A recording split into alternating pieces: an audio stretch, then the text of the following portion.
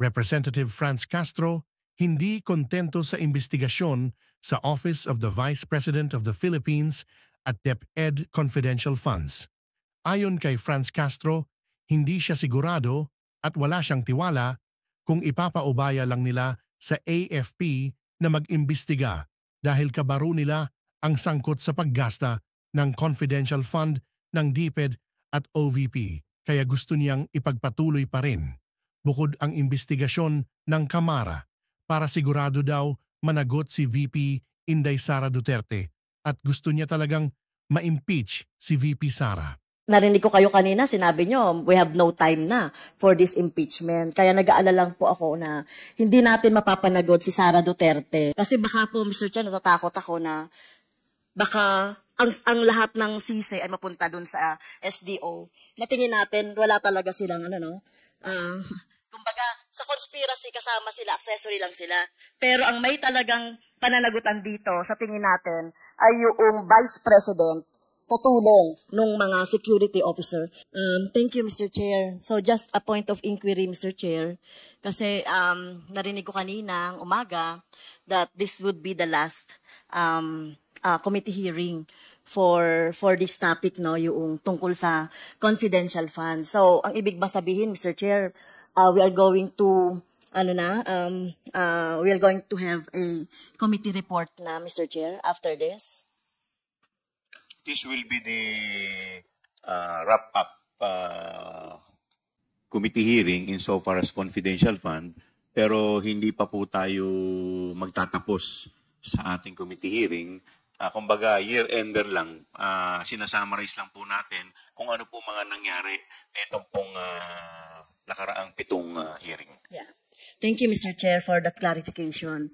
Narinig ko rin po yung mga manifestation, questions, mga intelligent manifestations ng ating mga colleagues at nagpapasalamat ako, no, sa time na binigay ng ating mga colleagues dito sa pagdinig natin sa tungkol dito sa confidential funds.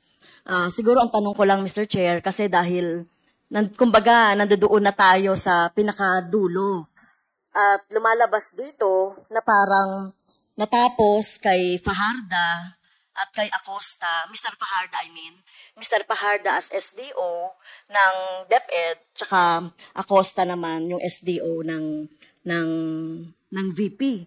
Tama po ba? So, parehong sinabi nila na mukhang sila, no, natapos na sa kanila yung pondo, pero yung cheque, sila yung nakapirma, sila yung tumanggap, no? Pero ang nangyayari, Mr. Chair, kung titignan natin ang mga pangyayari, mukhang hanggang doon na lang, yung mga opisyal ng AFP na naging security officer na pinagbigyan nito ay walang accountability dito. So, at binanggit nyo rin po, AFP na yung mag-iimbestiga.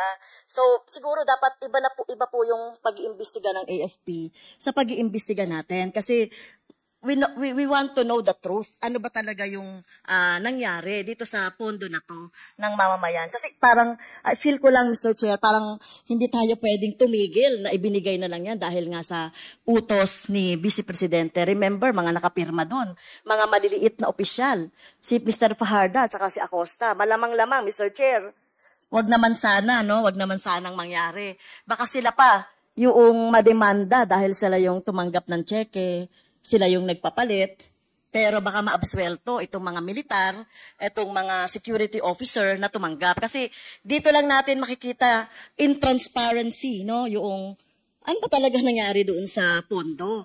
Bakit nagkaroon ng mga ganitong mga gawa-gawang pangalan o recipient ng mga rewards, ng mga supplies.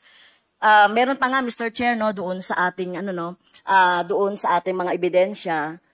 Well, kung alias yun, RS, 2 RS, sa isang araw, reward, isang 20,000, isang 50,000. So, paano nangyayari yun? Ano bang impormasyon na ibinigay? Nung the same RS siya na parehas lang siya ng pangalan, na magkaiba ng amount, no, at the same time. Kaya ito yung dapat na ipaliwanag noong mga militar na tumanggap or pinagbigyan ni Paharda, Mr. Paharda, at saka ni Mr. Acosta. Ako lang, Mr. Chair, hindi lang po kasi ako na nasasapatan na ititigil na natin yung investigasyon doon kaugnay nung confidential fund. So, ano po ba ang dito arrangement? Sila na ba ang sila na ba ang mag-iimbestiga, yung mga AFP? May time frame ba? At paano tayo makakasiguro, Mr. Chair, na magiging fair and with justice yung Remember, Mr. Chair, 612.5 million ang involved na pera dito. Kasi utos ni Vice President Sara Duterte na ibigay doon sa mga security officer, ginawa naman ng ating mga SDO, ng DepEd at saka ng OVP. Pero kailangan makita natin dito yung pananagutan mismo ni Vice President as siya yung nakalagay po, Mr. Chair, sa JC, sa Joint Circular tungkol sa confidential fund na the most responsible po doon sa pondo. Kasi baka po, Mr. Chair, natatakot ako na baka ang lahat ng sisi ay mapunta doon sa SDO. Natingin natin, wala talaga silang kumbaga, sa conspiracy kasama sila, accessory lang sila. Pero ang may talagang pananagutan dito, sa tingin natin, ay yung Vice President katulong ng mga security officer. So yun lang, Mr. Chair, yung gusto kong maliwanagan. Bakit tinigil na natin doon? Hindi natin pinatawag yung dalawang security officer na involved o yung tumanggap. Kasi wala silang band. Unlike yung ating mga SDO, wala silang karapatang tumanggap. So bakit sila tumanggap ng ganitong pera? At kapananagutan nila yan, Mr. Chair. Maraming salamat po, Congresswoman Franz Castro.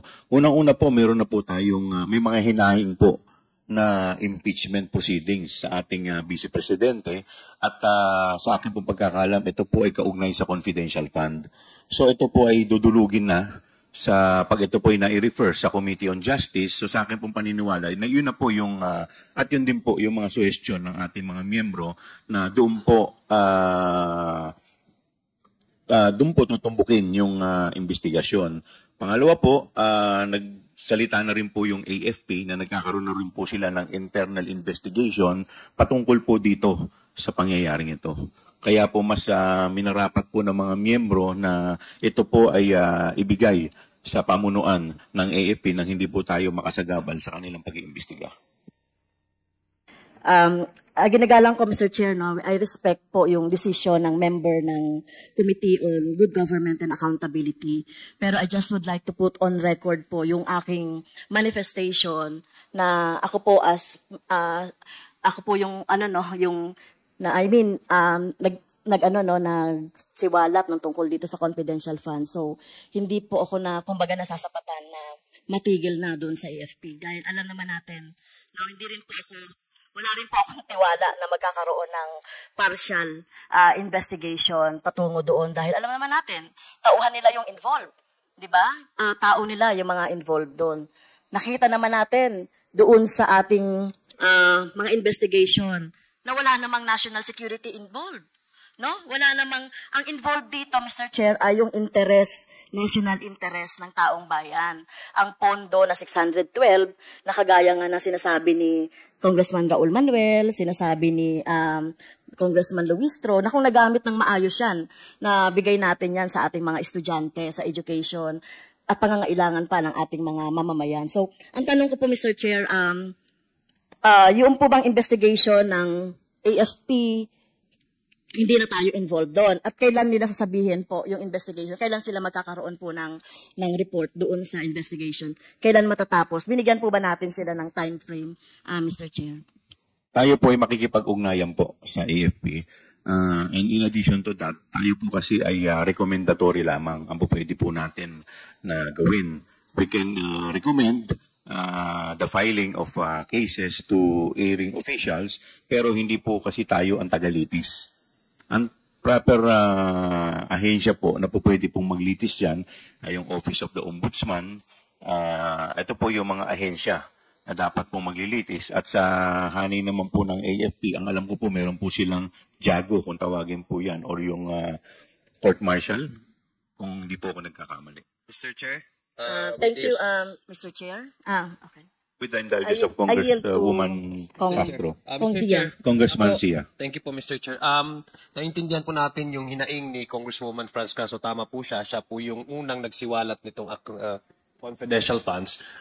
Mr. Chair, gusto ko lang pong i-remind ang committee members, lalong-lalo na po ang chair kasi siya, nung pinag-usapan po natin ito, yung purpose po talaga po natin is tingnan kung paano na-abuse itong confidential funds. Let me just put into record, Mr. Chair, that intelligence funds and confidential funds are not intrinsically evil.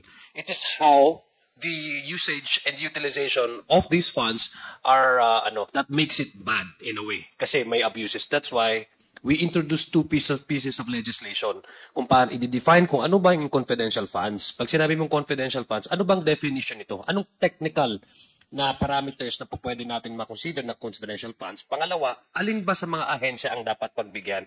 So we have already accomplished that, Mr. Chair. In fact, dun po sa pangunang pambungad na statement po ng ating chairman ay sinabi niya po yan in aid of legislation. As to Mr. Chair, culpability, tama po yung sinabi ng chairman na meron pong mga ahensya sa sa judiciary o ihukitiba ang maaaring magpursu nitong ganitong mga kaso. At gusto ko lang pong linawin din po at i-re-emphasize yung sabi po ni Chairman sa ating kagalang-galang po na kay Ma'am Franz Castro. May way naman po talaga to hold these officers accountable. Apart from what they're doing right now as an part of the internal investigation, they're also already the impeachment complaint, which I believe if we are to push the accountability side of this issue, then that's the perfect avenue for these members to discuss about culpability allegedly of these two officers, Mr. Chair. Thank you for that. Thank you po. Congresswoman Franz. May I You are continue, Mr. recognized. Chair? Thank you for that intervention, Kong Zia. So, siguro ang worry ko na lang dito, Mr. Chair. So, ito ay inimbestigahan natin. Nakita talaga natin yung anomalya dito sa confidential funds na talagang ang paggamit nito ay talagang nakita natin yung maling paggamit nitong confidential funds. At ang nasalang dito yung SDO at saka yung mga officers, yung utos, no? Pwedeng maaring itanggihan maaring itanggihan noong highest official ng office na inutos niya yon or whatever. So talagang maiipit dito, Mr. Chair, ay yung dalawang SDO. Baka malamang-lamang yan, ma-absuelto dito si Vice President Sara Duterte. So yun lang yung takot ko. Kung hindi natin yan itutuloy-tuloy at pabayaan natin sa AFP. But anyway, I respect the wisdom of the committee members dito sa good government. At ito ba ang siguro di nyo rin you can answer it or not na.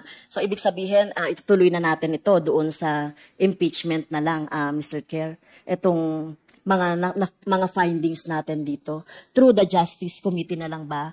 Sa ngayon po wala pa yatang gumagalaw sa impeachment no? Hindi pa naman ito na i-refer sa Justice Committee, no? At narinig ko kayo kanina, sinabi nyo, we have no time na for this impeachment. Kaya nag-aalala lang po ako na hindi natin mapapanagod si Sara Duterte dito sa kalokohan na ginawa niya sa confidential fund, kasama ng mga binanggit na mga security at ilan pang mga ka-conspire niya sa Office of the Vice President and the Department of Education.